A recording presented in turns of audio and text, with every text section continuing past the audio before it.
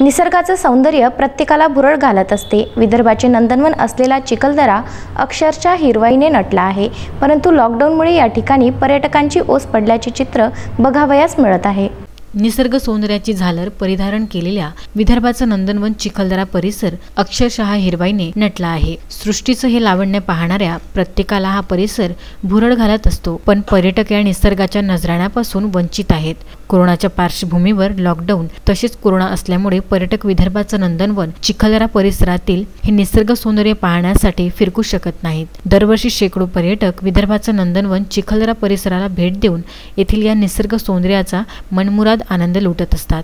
यंदा मात्र इच्छा असूनही लॉकडाऊनमुळे पर्यटकांना या सौंदर्याचा आस्वाद घेता येत नाही, त्यामुळे हे निसर्गाचं लावण्य पर्यटकांविना ओस पडलं आहे। विदर्भाचं नंदनवन मध्ये धबधबा पर्यटकांना आकर्षित करत असतो।